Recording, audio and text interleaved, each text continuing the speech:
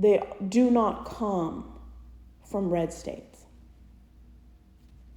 South Dakota, Wyoming, Florida were voted the least friendly, safe, or economically pleasing to people who weren't heterosexual. I lived in Florida for 2.5 years, and a lot of the major large cities are extremely liberal. Places like Tampa, Miami, Orlando, very blue. Kind of like in Texas, where there's some blue areas due to large liberal cities. But the states with the highest poverty, STIs, the lowest quality of life, the states that have the lowest stats for secondary education are in the Bible Belt. They're the states who want to erect the 10 Commandments or the don't say gay in school. They're the states that have the lowest quality of life. And some states are so poor, they pay California to take their homeless. They put them in boxcars and ship them to California.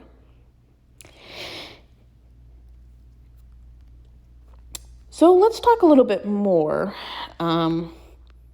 about the issues surrounding rights.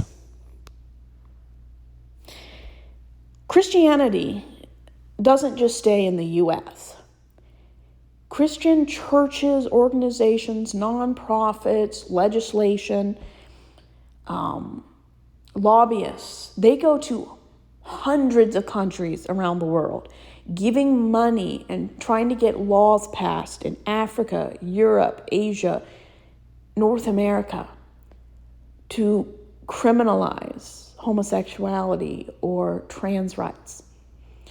Many Christian organizations, if you Google, who supports the capital offense laws in African countries to execute people who are homosexual, you will find out that most of these laws were financially supported, lobbied for, and made possible by Christian groups.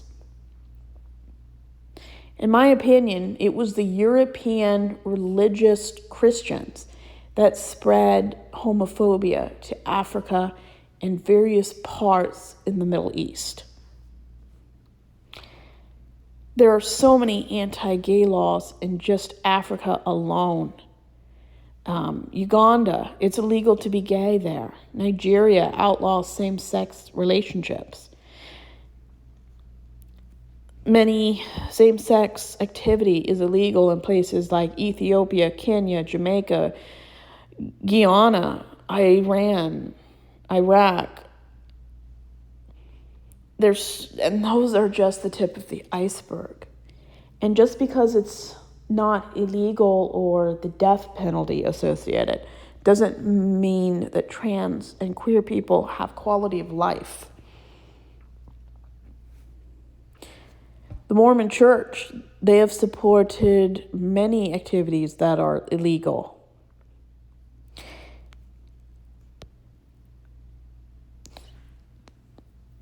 The problem with Christianity and high control religion is they outsource their money to get legislation passed that impacts human rights, healthcare, reproductive assistance, and factual education.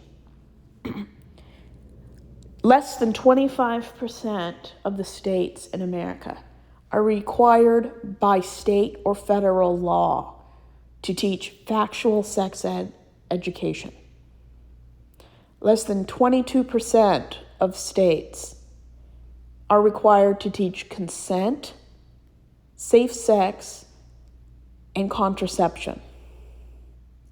Any state that focuses on abstinence-only sex ed education have the highest stats every year for STIs. Abstinence-only education has never worked. If you do a simple Google search for statistics by medical communities. Abstinence only became extremely popular in the 80s due to the Reagans. The problem is abstinence only doesn't teach you how to protect yourself, which is why the AIDS crisis exploded.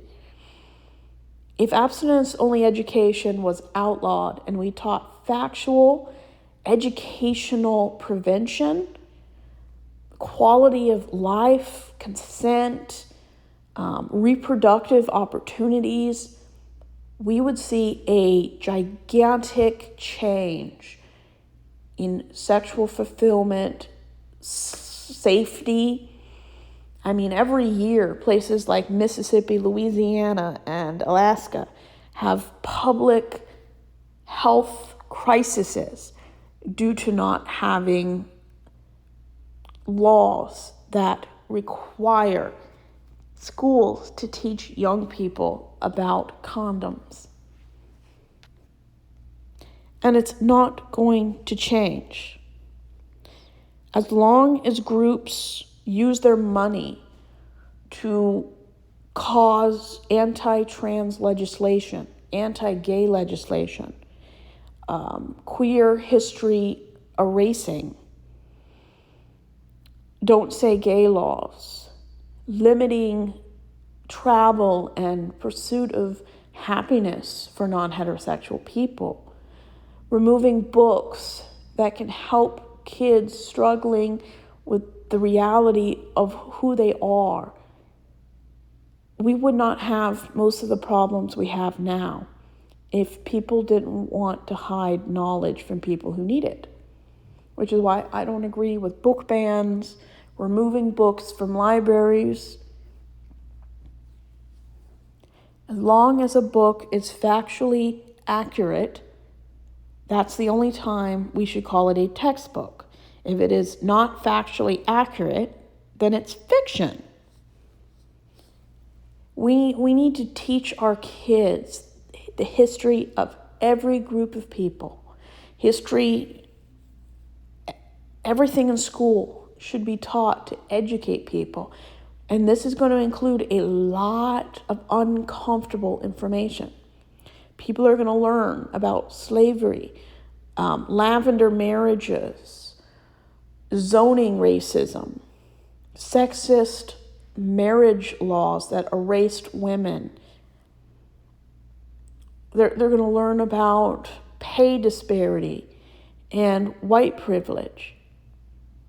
They're going to learn about slavery and immigration control and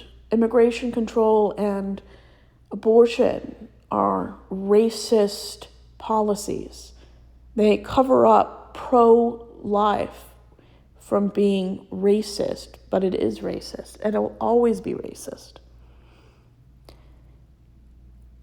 As long as organized high-control religions use their money, their donations, to get laws that impact human rights, education, access, knowledge, the church will always be a damaging force for the next generation. We need to start teaching people that there are many ways to live, as long as everything that's done is legal, consensual, and has a purpose. Everyone lives